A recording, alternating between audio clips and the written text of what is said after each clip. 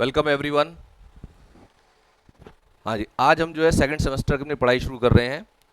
और second semester में जैसे कि आपको मालूम ही है कि अब एक पेपर हो चुका है आपका मैथमेटिक्स का जो एक पेपर है उसमें आपके तीन जो है सब्जेक्ट या कहिए तीन कंटेंट इसमें आपको रीड करने हैं। तो आपका जो बैटर है इसको मैं शुरू करता हूँ पहले, क्योंकि आज हमारी पहली क्लास है। तो मैं चाहता हूँ कि आप लोग जो है थोड़े से देर के लिए सरस्वती माता का स्मरण करें। मैं जो है आप लोगों के लिए प्रार्थना करूंगा और आप जो है अपने लिए प्रार्थना करें कि हमारी पढ़ाई जो है बहुत अच्छी हो। आज जो है हम जो काम शुरू करने जा रहे हैं तो पूरे सेमेस्टर में पढ़ाई ऐसी हो कि आपके नंबर बहुत अच्छे आएँ। मैं आप लोगों के लिए प्रार्थना करता हूं और आप जो है अपने लिए प्रार्थना कीजिए। थोड़ी सी देर के लिए करेंगे।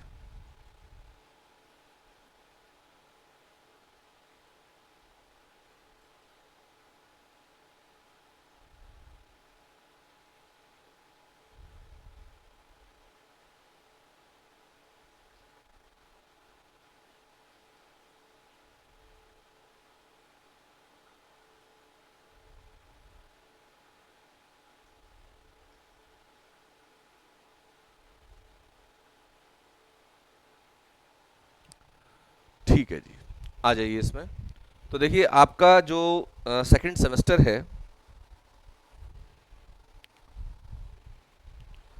इसमें आपकी जो तीन चीज़ें जो आपको पढ़नी है, आपकी दो किताबें इस वक्त हैं अभी भी। तो बुक वन में आपके पास एक तो है मैट्रिसेस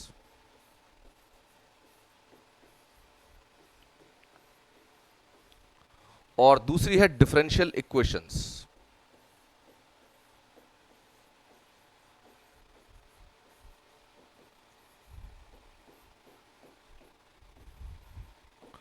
ये आपकी बुक वन है। बुक टू में ज्योमेट्री है।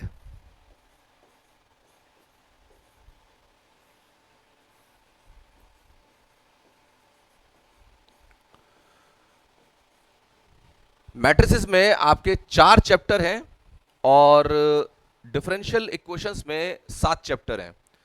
ज्योमेट्री में आपकी 2D और 3D ज्योमेट्री दोनों हैं। 3D ज्योमेट्री में कार्टेशियन वो आपको मिलेगी और 2D ज्योमेट्री में टोटल पोलर वर्क आपको करना पड़ेगा, पोलर कर्व्स के ऊपर काम होगा। तो ये पूरा कंटेंट है। पेपर आपका एक ही आना है और 100 नंबर का अगर पेपर है आपका तो मैट्रिसेस का पोर्शन करीब 20% का हम मान के चल सकते हैं। अगर 100 मार्क्स का पेपर है तो 20 नंबर का आपको मैट्रिसेस का पोर्शन मिलेगा। और ये जो मैट्रिसेस का पोर्शन है, मैट्रिसेस में आपको पढ़ने हैं 4 चैप्टर।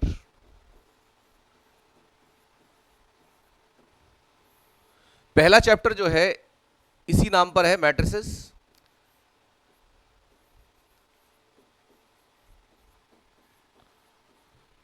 इसमें जितना भी मैटर है मैट्रिसेस में बिल्कुल बेसिक स्टडी है।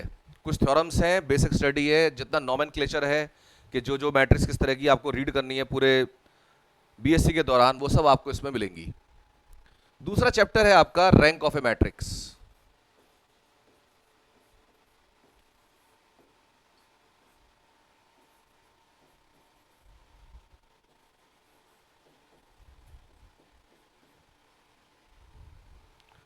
Rank of a matrix. Number third, solution of linear equations.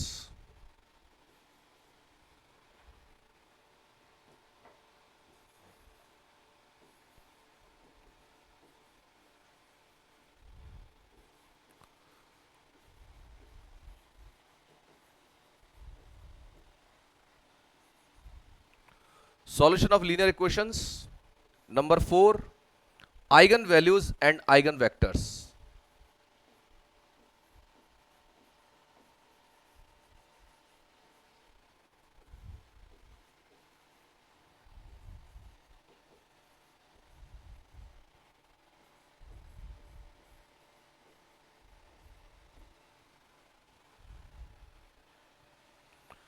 Eigen values and eigen vectors.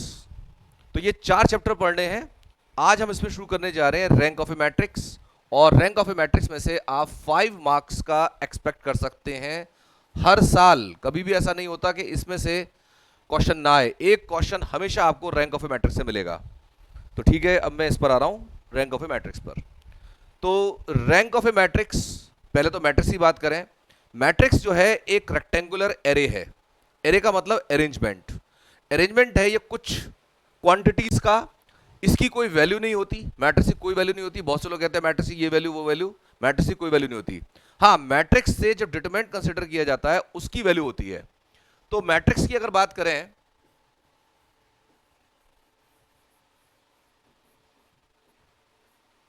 तो मैट्रिक्स को आप एक रेक्टेंगुलर एरे कहेंगे और इसका मैं ऑर्डर लेके चल रहा हूं, ऑर्डर m क्रॉस n।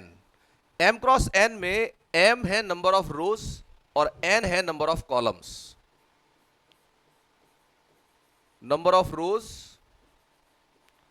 और n है यहां पर नंबर ऑफ कॉलम्स। तो जैसे मान लीजिए मैंने मैट्रिक्स लिखा A11, A12, A13, A21, A22, A23, A31, A32, A33। तो यहां पर मैंने अभी 3 रो 3 कॉलम लिए हैं, तो इसका ऑर्डर हो गया 3 क्रॉस 3। यहां पर कोई भी एलिमेंट लिखा हुआ है, इसका सफिक्स ये स्पेसिफाई कर रहा है कौन सी रो और कौन से कॉलम का वो एलिमेंट है। जैसे यहां पर A23 लिखा हुआ है तो सेकंड रो थर्ड कॉलम का ये एलिमेंट है। कहीं लिखा है A32, third row second column का एलिमेंट है। तो यहां पर जो सफिक्स लगे हुए हैं, पहला सफिक्स आता है रो के लिए और दूसरा सफिक्स आता है कॉलम के लिए। तो यहां पर इसमें हम और भी रोज कॉलम एक्सटेंड कर सकते हैं। अच्छा, इसका जो डिटरमिनेंट है, अगर डिटरमिनेंट बनाएंगे इसका, तो डिटरमिनेंट 3/3 का डिटरमिनेंट बनेगा इसका, और उसकी वैल्यू होती है। डिटरमिनेंट आप लोगों को सॉल्व करना आता है, 12th क्लास में खूब सॉल्व करा है आप लोगों ने। तो जैसे A11 को लिखा, उसके बाद में फर्स्ट रो और फर्स्ट कॉलम को छोड़ दिया, और फिर यहां पर इन दोनों का, इन ये 4 एलिमेंट आएंगे, इनका आपने एक डिटरमिनेंट क्रिएट कर लिया। फिर A21 लिया, इसको छोड़ा, इसको छोड़ा, फिर इन दोनों का मल्टीप्लाई, इन दोनों का मल्टीप्लाई सब्ट्रैक्ट किया। फिर A31 लिया, इसको छोड़ा, इसको छोड़ा, फिर आपने इन दोनों का मल्टीप्लिकेशन माइनस इन दोनों का मल्टीप्लिकेशन ले लिया। तो ऐसे हम डिटरमिनेंट खोलते चले आ रहे हैं। तो अगर मान लीजिए मैं से कहता हूं मैट्रिक्स ए, तो मैट्रिक्स ए का डिटरमिनेंट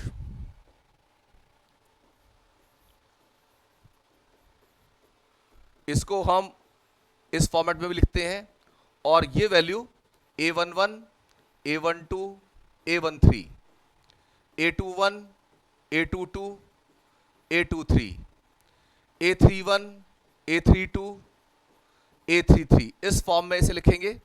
और इसको ओपन करना A11, अगर हम कॉलम के अलोंग ओपन कर रहे हैं तो इन दोनों की मल्टीप्लाई माइनस इन दोनों की मल्टीप्लाई, यानी A22 into A33 minus A32 into A23। फिर उसके बाद माइनस के A21, इसे छोड़ेंगे, इसे छोड़ेंगे, तो A12 into A33 minus A32 into A13। फिर उसके बाद प्लस के A31 करेंगे, इसे छोड़ा, इसे छोड़ा, और ये आएगा आपके पास A12 into A33 minus A32 into A13,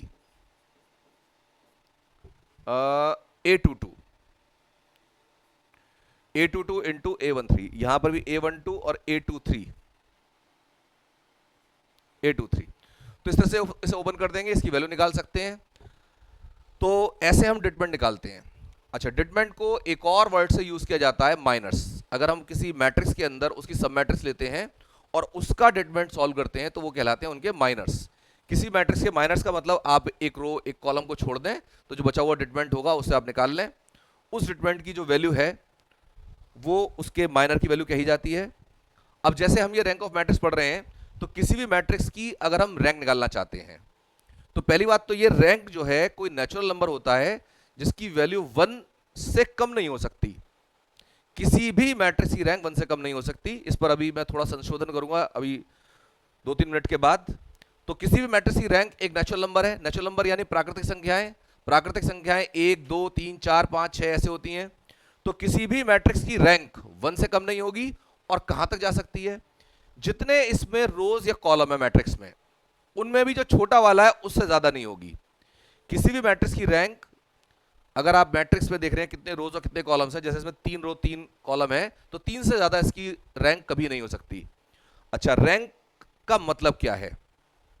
rank का मतलब यह है कि अगर मैं इसके बड़े से बड़े डिटरमिनेंट को सॉल्व करूं, यहां पर जो मैट्रिक्स ए है मेरे पास, इसका बड़े से बड़ा डिटरमिनेंट सॉल्व करूं, बड़े से बड़ा डिटरमिनेंट कैसा होगा? 3/3 का, और उसकी वैल्यू नॉन जीरो आ जाए, जीरो ना आए, तो उसकी रैंक 3 हो जाएगी। जो इसका ऑर्डर है, जो इसके डिटरमिनेंट का ऑर्डर है, वही हमारे मैट्रिक्स की रैंक हो जाएगी। जस्ट थोड़ी देर के लिए मैं यहां पर आपको एक इसमें कॉलम और इंक्रीज कर लेता हूं, एक कॉलम इसमें और इंक्रीज कर लिया, A14, A24 और A34। अब आप देखिए यहां पर आप अगर 3/3 का डिटरमिनेंट बनाना चाहो तो यहां पर 4 डिटरमिनेंट पॉसिबल हैं। अगर आप फर्स्ट कॉलम को छोड़ देते हैं तो ये 3/3 का एक डिटरमिनेंट यहां से लिया जा सकता है। अगर आप सेकंड कॉलम को छोड़ देते हैं तो आपको फर्स्ट, थर्ड और फोर्थ इनको लेकर के एक डिटरमिनेंट बना सकते हैं। ऐसी थर्ड कॉलम को छोड़ के एक डिटरमिनेंट, ऐसी फोर्थ कॉलम को छोड़ के एक डिटरमिनेंट बना सकते हैं। तो आपके पास 4 डिटरमिनेंट पॉसिबल है 3/3 के, बड़े से बड़े जो डिटरमिनेंट हो सकते हैं। तो ऐसे में इन चारों डिटरमिनेंट को सॉल्व करो आप। इन चारों की वैल्यू, किसी एक की वैल्यू भी अगर नॉन जीरो आ जाती है तो रैंक 3 हो जाएगी। और अगर चारों ही जीरो हो जाए, चारों ही डिटरमिनेंट जीरो हो जाए, तो उस समय रैंक 3 से कम होगी, 3 नहीं हो सकती। अब अगर चारों डिटरमिनेंट जीरो हो गए तो रैंक अब 3 से कम होगी। अब उसके बाद क्या करना है? आपको देखना है क्या 2/2 का कोई सा डिटरमिनेंट ऐसा है जो नॉन जीरो आ रहा हो। अगर एक भी डिटरमिनेंट 2/2 का नॉन जीरो हो गया तो उसकी रैंक 2 हो जाएगी। ठीक है, एक कोई सा भी, यहां पर सब न्यूमेरिकल वैल्यूज मिलेंगी आपको। ये जो यहां पे लिखे हैं ये तो मैंने जनरल में लिखे हैं, यहां पर न्यूमेरिकल वैल्यूज मिलने वाली हैं। तो जो न्यूमेरिकल वैल्यूज है उनको डाल के सॉल्व कर सकते हो आप। 2/2 का डिटरमिनेंट चेक कर लिया, कोई सा भी एक चेक कर लो जो नॉन जीरो आ रहा हो, दिख रहा हो आंखों से स्पष्ट कि भाई ये नॉन जीरो हो जाएगा। बट डिटरमिनेंट 2/2 बड़ा आसान है, इन दोनों की मल्टीप्लाई माइनस इन दोनों की मल्टीप्लाई, साफ दिख जाएगा। जीरो नहीं आ रहा उसी को दिखा दो, भाई 2 रैंक हो गई। लेकिन वो तब जब आपके 3/3 के सारे डिटरमिनेंट जीरो आ चुके हों, अब आपकी रैंक इसमें 2 हो जाती है। अब मान लीजिए 2/2 के डिटरमिनेंट चेक करते जा रहे हो और सारे के सारे जीरो आ रहे हैं, 2/2 के सारे डिटरमिनेंट जीरो आ रहे हैं। अब रैंक 1 हो जाएगी, 1 से कम रैंक नहीं होगी। 1 से कम रैंक यानी जीरो रैंक केवल और केवल जीरो मैट्रिक्स के लिए होगी। जीरो से अलग कोई भी मैट्रिक्स है उसकी रैंक कभी भी जीरो नहीं हो सकती। और जीरो मैट्रिक्स बड़ी क्लियर, यहां पर सारे जीरो एलिमेंट दिखाई देंगे। अगर सभी एलिमेंट जीरो तभी वो जीरो मैट्रिक्स कहलाती है। अगर एक भी नॉन जीरो एलिमेंट है कहीं भी तो वो नॉन जीरो मैट्रिक्स हो जाएगी। और नॉन जीरो मैट्रिक्स की रैंक 1 से कम नहीं हो सकती। इसीलिए मैं कह रहा था कि रैंक जो है एक नेचुरल नंबर होगी। जीरो के लिए मैं क्लियर कर रहा हूं आपको, जीरो जो है रैंक केवल जीरो मैट्रिक्स की होती है और किसी मैट्रिक्स की रैंक जीरो नहीं हो सकती। ये इफ एंड ओनली इफ में है। इफ एंड ओनली इफ का मतलब है कि अगर रैंक जीरो है, अगर रैंक जीरो है तो मैट्रिक्स जीरो होगी, जीरो मैट्रिक्स होगी, और जीरो मैट्रिक्स है तो उसकी रैंक जीरो होगी। तो ये दोनों चीजें इफ एंड ओनली इफ में चलती हैं। तो अब मैट्रिक्स की रैंक का मतलब हुआ कि आप उसका बड़े से बड़ा डिटरमिनेंट सॉल्व कर रहे हैं। डिटरमिनेंट की जगह बुक में आपको मिलेगा word minor, minor word use किया गया है। तो बड़े से बड़ा डिटरमिनेंट, डिटरमिनेंट के लिए हमेशा रोज और कॉलम इक्वल लेने पड़ते हैं। तो यहां पर अगर 3/3 का आप मैट्रिक्स डिटरमिनेंट बना रहे हैं, 4 डिटरमिनेंट पॉसिबल थे, यहां पर मैंने दिखाया था आपको, और 2/2 के तो बहुत सारे हो जाएंगे। तो ऐसे में यहां पर जब आप डिटरमिनेंट क्रिएट करें 3/3 के, आप चेक करें वो सारे जीरो आ रहे हैं या कोई सा एक नॉन जीरो आ रहा है। कोई सा भी एक नॉन जीरो आ रहा है तो रैंक 3 हो जाएगी इस केस में। फिर अगर सारे जीरो आ जाते हैं फिर नीचे देखते हैं, उससे पीछे जाके देखते हैं। तो ये जो काम है बड़ा टेडियस वर्क है, बहुत ही कच्चा काम है, लेकिन ये डेफिनेशन पर बेस्ड काम है। तो आपको अभी पहले ऐसी समझना है। इसके बाद में हमारे पास कुछ शॉर्टकट मेथड हैं, कुछ एडवांस मेथड हैं जिससे हम बहुत क्विकली ये बता सकते हैं कि मैट्रिक्स की रैंक क्या है। अभी आगे चल के हमें इचेलॉन फॉर्म पढ़नी है, नॉर्मल फॉर्म पढ़नी है मैट्रिक्स की इसी चैप्टर के अंदर। तो वहां पर रैंक निकालना बहुत आसान हो जाएगा। इतना क्रूड वर्क नहीं है कि हम 3/3 का डिटरमिनेंट ही सॉल्व कर रहे हैं। 3/3 का डिटरमिनेंट सॉल्व करोगे 2 से 3 मिनट लग जाएंगे, और अगर 4 डिटरमिनेंट सॉल्व करने पड़ गए तो आपको कम से कम 10-12 मिनट चाहिए, और पता चला चारों के चारों जीरो आ गए। अब क्या करोगे? 2/2 वाले चेक करोगे तो उसमें और ज्यादा टाइम लगने वाला है। जबकि अगर आपके पास मैं इचेलॉन फॉर्म बताऊंगा तो उसमें मुश्किल से मुश्किल 3 से 4 मिनट में पूरा सवाल ही हो जाएगा। और एक सवाल आपको हर साल 5 नंबर का इसमें मिलता है। तो ये तो हुआ हमारा रैंक का। तो अगर हम इसको कुछ इस पर पॉइंट्स नोट कर लें, ये मैं आपको बताई दे रहा हूं, समझाई दे रहा हूं, इनको आप नोट कर लीजिए। जितना भी कुछ मैं यहां पढ़ा रहा हूं इसको केवल वीडियो मत रहने देना, इसको आप कॉपी पर जरूर अपने पास हार्ड कॉपी बना के रख लेना।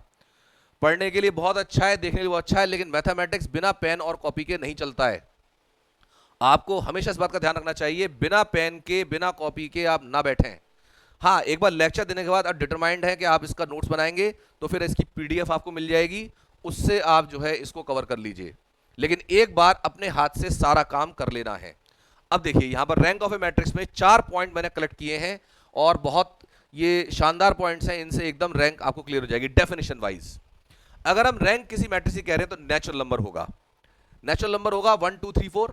और कभी भी रैंक जो है किसी भी मैट्रिक्स के कॉलम और रोज की संख्या को एक्सीड नहीं कर सकती, can not exceed the number of rose and the number of columns, दोनों में से किसी को भी। और दोनों में जो छोटा है उसको नहीं कर सकती। क्यों नहीं कर सकती भाई? आप जब डिटरमिनेंट बनाओगे तो स्क्वायर बनाओगे ना, अगर रो या कॉलम में जो छोटा है उससे ज्यादा बड़ा डिटरमिनेंट बनेगा ही नहीं, तो ऐसे में रैंक उससे ज्यादा नहीं आ सकती। जो मैट्रिक्स का बड़े से बड़ा डिटरमिनेंट है उससे ज्यादा रैंक कभी भी नहीं आएगी, ठीक है। और किसी भी मैट्रिक्स की रैंक अगर जीरो है तो वो केवल तब जब वो जीरो मैट्रिक्स हो, जीरो मैट्रिक्स के अलावा कभी भी रैंक जीरो नहीं आ सकती। अब आ जाइए यहां पर, अगर मैं कह रहा हूं किसी मैट्रिक्स की रैंक आर है तो उसके जितने भी माइनर्स हैं आर से बड़े ऑर्डर वाले, जैसे मान लीजिए किसी मैट्रिक्स रैंक 2 आ गई, 2 है, मैं गिवन है 2 है, तो थर्ड ऑर्डर का डिटरमिनेंट जितने भी होंगे सारे जीरो होंगे, और अगर फोर्थ ऑर्डर के पॉसिबल हैं तो वो भी सारे जीरो होंगे। यानी आर अगर रैंक हो गई तो आर प्लस वन और उससे बड़े ऑर्डर के सारे डिटरमिनेंट्स या सारे माइनर्स सब जीरो वैल्यूड होंगे, सबके सब जीरो वैल्यूड होंगे। If the rank of a matrix is R then all minors और determinants of order R plus one और more will be of zero valued, will be zero valued, उनकी value zero हो जाएगी। इसके बाद the rank of a matrix is given by the order of the longest और biggest non zero determinant, सबसे बड़ा जो डिटरमिनेंट है उसका जो ऑर्डर होगा वही हमारे मैट्रिक्स का रैंक होगा, ठीक है। ये 4 पॉइंट ध्यान रखिए, इसके अलावा कुछ भी और आपको जरूरत नहीं पड़ेगी डेफिनेशन की जब बात करेंगे। तो यहां पर आपको इसको लर्न कर लेना है, चारों पॉइंट्स को, इनको नोट कर लीजिए। अब कुछ क्वेश्चन ले लेते हैं एक्सरसाइज 1 के अंदर।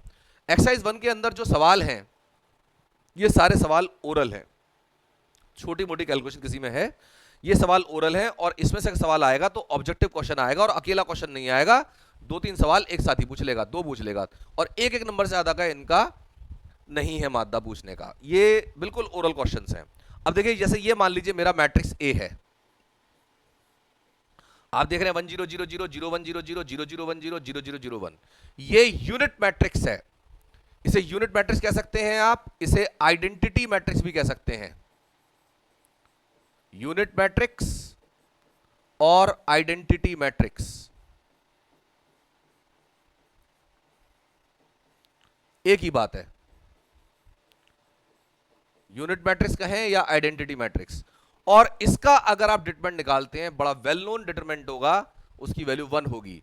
तो अगर यह मैट्रिक्स ए है तो determinant of A will be 1, और ए का डिटरमिनेंट अगर 1 आ रहा है तो ए का ऑर्डर है 4, तो इसका मतलब रैंक ऑफ मैट्रिक्स ए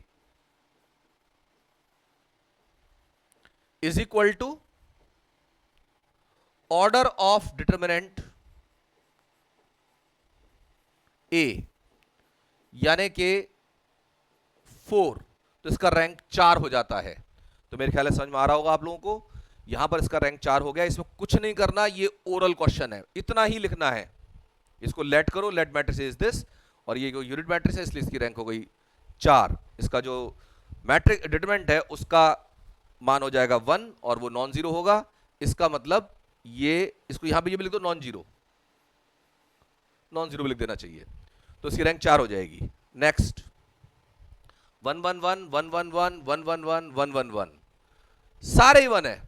तो अगर आप इसमें बड़े से बड़ा डिटरमिनेंट लेते हैं तो उसके अंदर सारे के सारे एलिमेंट्स रिपीट हो रहे हैं।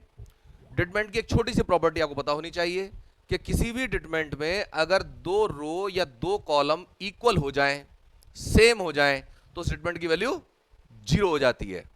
तो यहां पर 4 रो और चारों कॉलम सारे के सारे सेम है, तो ये डिटरमिनेंट जीरो हो जाएगा। इसका मतलब इसकी रैंक अब 4 नहीं हो सकती, 4 से कम होगी। तो जरा 3x3 के देख लें, 3x3 के बहुत सारे डिटरमिनेंट यहां पॉसिबल है।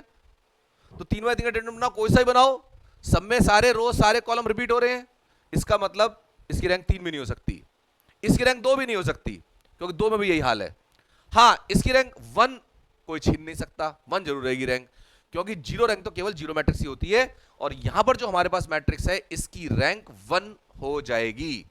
तो यहां पर एक तो आप ये लिख दें, सिंस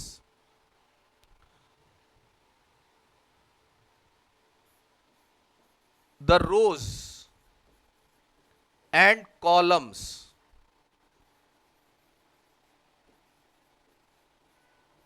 of every minor का मतलब डिटरमिनेंट ऑफ ऑर्डर 2, 3 और 4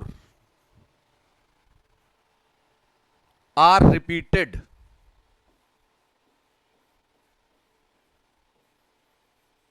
this implies rank of matrix A, इसको A लेट कर लो, rank of matrix A can not be 2, 3, 4, ना 2 हो सकती है, ना 3 हो सकती है, ना 4 हो सकती है। और क्योंकि ये नॉन जीरो मैट्रिक्स है, since matrix A is a non zero matrix, तो इसकी रैंक ऑफ 1 तो हो ही जाएगी। तो this implies rank of matrix A is 1, 1 तो कुछ ही नहीं सकता, तो इसकी रैंक 1 हो जाती है। नेक्स्ट क्वेश्चन, ये जीरो मैट्रिक्स है, जीरो मैट्रिक्स, और जीरो मैट्रिक्स की rank 0, rank of matrix 0 is 0, rank of zero matrix is 0 हमेशा। नेक्स्ट 5 10 3 6 ओरल क्वेश्चन है ये, 6 पंजे 30, 10 तिया 30, तो इसका जो डिटरमिनेंट है उसकी वैल्यू आ रही है 0, determinant of A is equal to 0, which implies rank of matrix A is less than 2, और ये नॉन जीरो मैट्रिक्स है, इसकी इसलिए रैंक 1 हो जाएगी। Also matrix A is a non zero matrix,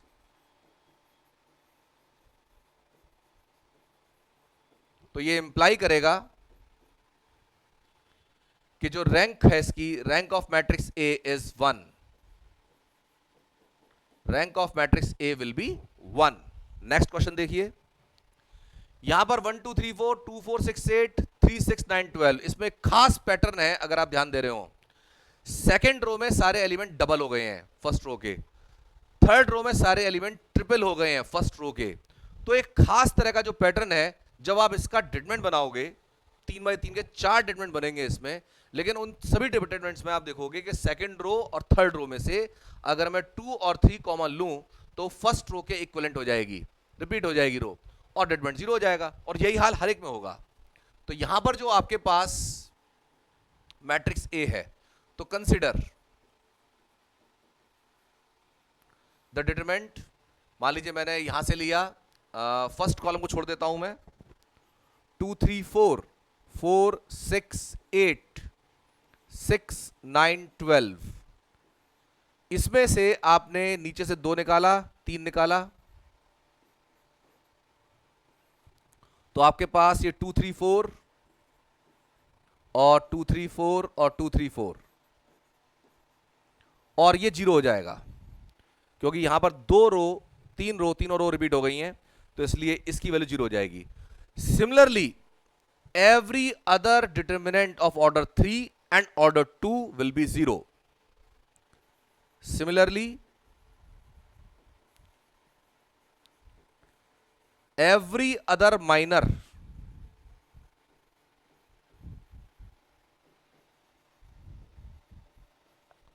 of order 2 and 3 या order 3 and 2 is zero valued.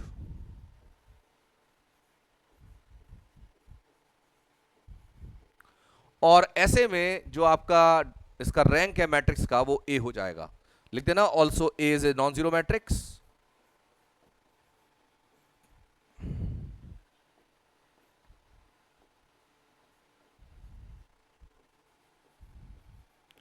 Also A is a non-zero matrix. This implies rank of matrix A is 1.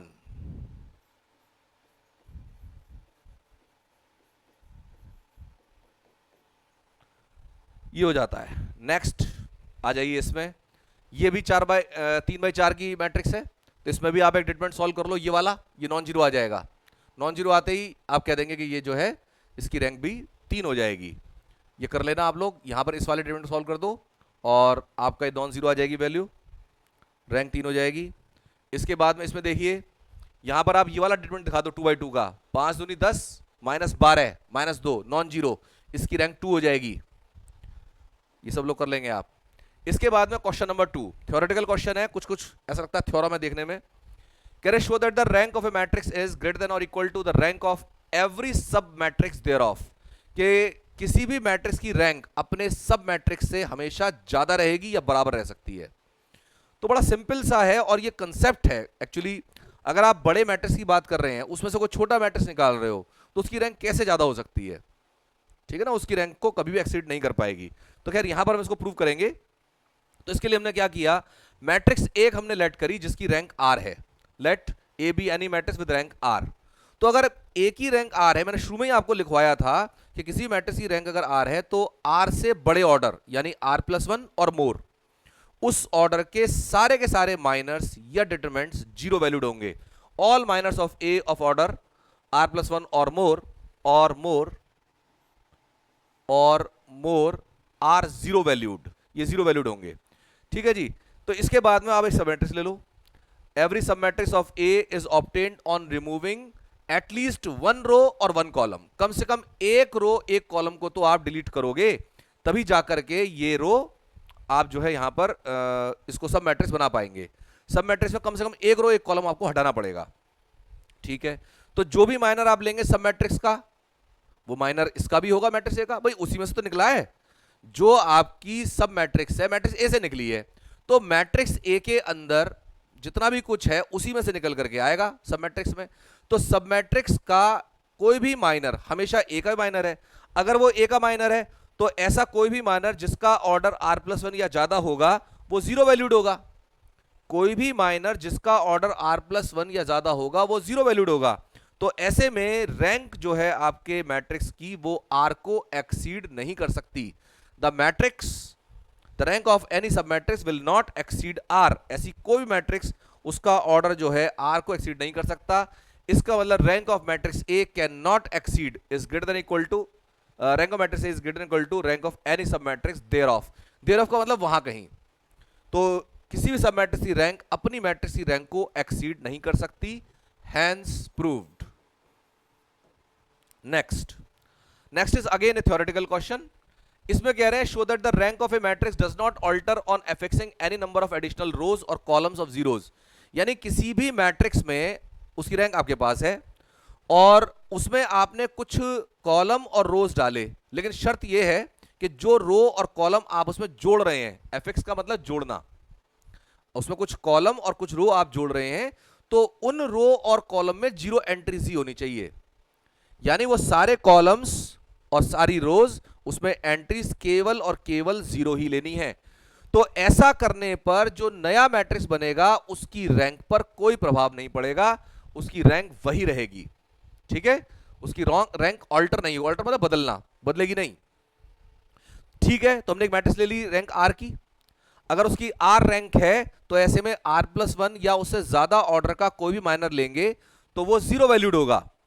तो अब अगर आप उसमें कुछ जीरो कॉलम बढ़ा देते हैं तो अब r+1 से ज्यादा कर रहे हो ना आप, भाई आर रैंक तो पहले से थी और आपने जीरो रोज और बढ़ा दी, तो इससे क्या फर्क पड़ने वाला है। जो भी आप लेकर के आएंगे माइनर जिसका ऑर्डर r+1 से ज्यादा होगा, जीरो होना ही होना है, पहले से जीरो है। तो ऐसे में जो रैंक है मैट्रिक्स ए की वो बदलेगी नहीं, आ रही रहेगी, अनऑल्टर्ड रहेगी। The rank of the matrix will be unaltered. ठीक है, कोई भी आप 0 रोज या 0 कॉलम बढ़ा रहे हैं उसके अंदर तो उसकी सेहत पर कोई असर नहीं पड़ेगा, रैंक वैसी की वैसी रहेगी। तो ये आपका प्रूव हो जाता है, हैंस प्रूव्ड। नेक्स्ट, इसके बाद में देखिए यहां पर मैट्रिक्स ए दिया है आपको और कह रहे हैं ए की रैंक और ए स्क्वायर रैंक बताइए। तो आप देखना जरा ए में, क्योंकि चारों एलिमेंट यहां जीरो आ रहे हैं फर्स्ट कॉलम में, तो अगर आपने 4x4 का डिटरमिनेंट बनाया जीरो हो जाएगा। डिटरमिनेंट की प्रॉपर्टी होती है ना कि एक रो या एक कॉलम अगर जीरो हो गया तो वैल्यू जीरो हो जाएगी। तो यहां पर तो रो और कॉलम दोनों ही जीरो हो रहे हैं, जीरो हो ही जाना है। तो ऐसे में यहां पर आप देखिए 3x3 का एक डिटरमिनेंट दिखाई दे रहा है जो इसकी वैल्यू 1 दे जाएगा, 3x3 का। तो इसकी रैंक 3 तो है ही है, ए की रैंक 3 है, रैंक ऑफ ए इज 3। इसको डिटेल में लिख देना, rank of matrix A is 3। कैसे लिखोगे कि 4x4 का जो डिटरमिनेंट है वो जीरो वैल्यूड है। ठीक है, फिर इसको दिखा देना also there exist determinant of 3x3 order which is equal to 1 non zero. तो आप कहते हैं रैंक ऑफ ए इज 3। अब ए स्क्वायर अगर आपको निकालना है तो ए की ए में मल्टीप्लाई लेनी पड़ेगी। तो पहले ए स्क्वायर निकालेंगे तभी उसकी रैंक निकलेगी। तो ए स्क्वायर का मतलब ए की ए में मल्टीप्लाई। तो ए है हमारा टेट्रा 0 1 ट्रिपल 0 0 1 डबल 0 डबल 0 1 0, और इसकी मल्टीप्लाई फिर से इसी मैट्रिक्स में होनी है।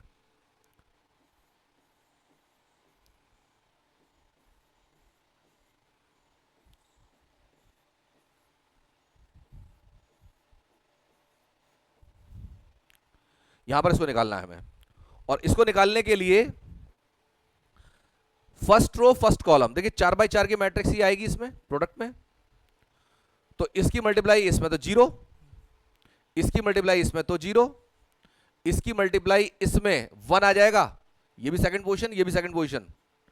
इसकी मल्टीप्लाई इसमें जीरो, इस रो की मल्टीप्लाई इस कॉलम में जीरो जीरो जीरो, और ये भी तीसरे पे 1 आ जाएगा। फिर से 3 0 1 0 0 0 0, फिर 0 0 0 0। तो यहां पर ये आपके पास आ जाता है ए स्क्वायर, और इसमें साफ दिख रहा है केवल एक डिटरमिनेंट यहां पॉसिबल है जिसकी वैल्यू कुछ आ सकती है नॉन जीरो। तो यहां पर डिटरमिनेंट ऑफ दिस 1001 ये नॉन जीरो आ जाएगा। तो determinant of a square will be sorry determinant नहीं, rank of a square will be 2। तो rank of a square is 2। तो रैंक घट गई है इसमें। तो यहां पर ऐसा कुछ नहीं है कि घटना बढ़ना, ये तो चांस की बात है, कुछ भी हो सकता है। इसके बाद आइए नेक्स्ट क्वेश्चन, कह रहे हैं under what conditions the rank of the following matrix is 3। किसी मैट्रिक्स की रैंक 3 और कितना ऑर्डर है मैट्रिक्स का 3x3 का, तो इसका जो डिटरमिनेंट है वो नॉन जीरो होना चाहिए। फिर उसके बाद कह रहे हैं is it possible for the rank to be 1, to be 1। यहां में स्प्रिंट है, इसको सही कर लेंगे,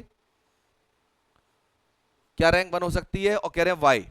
सबसे पहले देख लो, मैं इसी बात का आंसर दे देता हूं, इसकी रैंक 1 नहीं हो सकती। क्यों, जरा यहां पर आप देखिए, ये वाला जो दिखाई दे रहा है 2 4 3 1, इसके डिटरमिनेंट को निकाला तो 2 -12 -10 आ रही है जो कि नॉन जीरो है। तो कम से कम 2 रैंक तो इसकी कोई छीन ही नहीं सकता।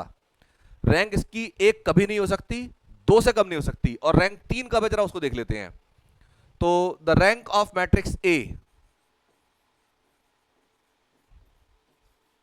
Is 3 if and only if. कब, जब जो डिटरमिनेंट ऑफ ए है वो जीरो ना हो। डिटरमिनेंट ऑफ जीरो ना हो यानी कि 2 4 2 3 1 2 1 0 x is not equal to 0, ये जीरो ना हो। इसको जरा सॉल्व कर लेंगे, इधर ही स्पेस ले लेता हूं मैं। 2 के लिए कॉलम वाइज खोल रहे हैं, इसको छोड़ा इसे छोड़ा तो x आ जाएगा 2x, फिर माइनस के 3, इसको लिया इसको छोड़ा, इसको लिया इसे छोड़ा, तो ये आपका आ जाएगा 4x, फिर प्लस 1 के लिए लिया, 1 के लिए लेंगे, इसे छोड़ा इसे छोड़ा, 4 2 8 -2 6 इज इक्वल टू 0। 1 के लिए लिया इसे छोड़ा 8 -2 6, यहां पर मैंने लिया है 2 के लिए 2 लिया, इसे छोड़ा 1 इंटू एक्स, और 3 के लिए लिया इसको छोड़ा 4 इंटू एक्स, और 1 के लिए यहां पर जो लिया है हमने 1, इसे छोड़ेंगे 4 इंटू 2 8 आएगा, 8 माइनस 2 6, सही आ रहा है ये, नॉट इक्वल टू 0।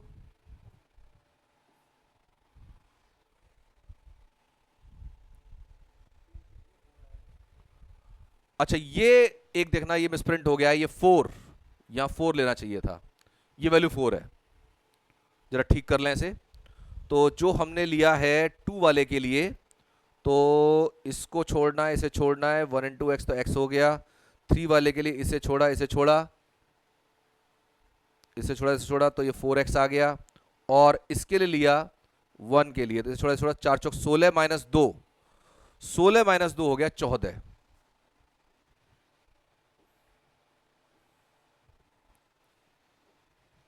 तो 1 इंटू 14 इस तरह से ले सकते हैं इसे। तो ये आपके पास 4 चौक 16 और इंटू 2, ठीक। तो यहां पर ये 12 और 2 ये रह गए माइनस के 10x प्लस के 14 नॉट इक्वल टू 0, यानी कि 10x should not be equal to 14, यानी x should not be equal to 7/5। x का मान अगर 7/5 नहीं है तो इसकी रैंक 3 आ जाएगी, लेकिन अगर मान लीजिए x की वैल्यू 7/5 हो जाती है तो क्या होगा, रैंक 3 से कम हो जाएगी। अगर x की वैल्यू 7/5 ले ली तो रैंक 3 से कम हो जाएगी, तो रैंक 2 से कम कभी नहीं होगी। Also if x is equal to 7/5, तो ये इंप्लाई करेगा rank of matrix A is less than 3। अब 3 नहीं हो सकती, लेकिन रैंक ऑफ मैट्रिक्स कभी 1 भी नहीं हो सकती, क्योंकि हमने यहां देख लिया 2 by 2 का डिटरमिनेंट आ रहा है, उसको भी बता देते हैं। ऑल्सो जो डिटरमिनेंट दिखाई दिया था अभी हमें 2 4 3 1,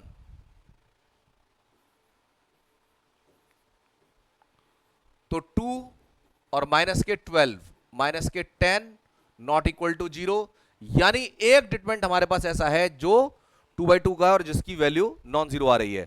तो therefore there exist a minor of order 2 which is non zero.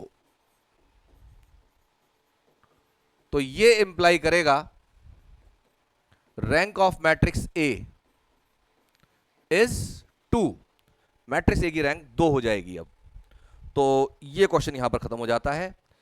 Question number 6 देखिए, इसमें कह रहे हैं if A is an n rowed square matrix of order of rank n-1, तो जो उसका एडजॉइंट है, adjoint of A is not a null matrix. Adjoint of A निकालने तरीका आप लोगों ने 12th क्लास में सीखा हुआ है कि पहले आप एक जो है कोफैक्टर्स बनाते हैं, कोफैक्टर से मैट्रिक्स बनाते हैं, फिर उसका ट्रांसपोज लेते हैं, तब जाकर के आपको एडजॉइंट ऑफ ए मिलता है। तो उसी एडजॉइंट की बात कर रहा है। तो यहां पर कह रहे हैं एडजॉइंट ए उसका एन रोड स्क्वायर मैट्रिक्स है, यानी एन रो तो एन ही कॉलम है उसके अंदर। तो यहां पर जो एन रोड स्क्वायर मैट्रिक्स है उसका रैंक आपको गिवन है n-1, और आपसे कहा जा रहा है कि एडजॉइंट ऑफ ए को नल मैट्रिक्स है, यानी जीरो मैट्रिक्स नहीं है, ये शो कर देना है। अगर adjoint of A zero matrix नहीं है तो उसमें एक नॉन जीरो एंट्री आप दिखा दो तो वो नॉन जीरो मैट्रिक्स हो जाएगा, एक भी नॉन जीरो मैट्रिक्स, एक भी नॉन जीरो एंट्री। तो यहां पर जो आपके पास इसकी रैंक n-1 हो गई है, तो इसका मतलब इसमें एक n-1 ऑर्डर का डिटरमिनेंट होगा या माइनर होगा जो नॉन जीरो हो जाएगा।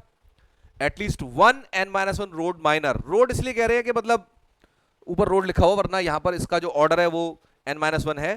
n-1 rowed minor of the matrix A is not equal to 0। n-1 row का जो एक माइनर होगा जो कि 0 नहीं होगा।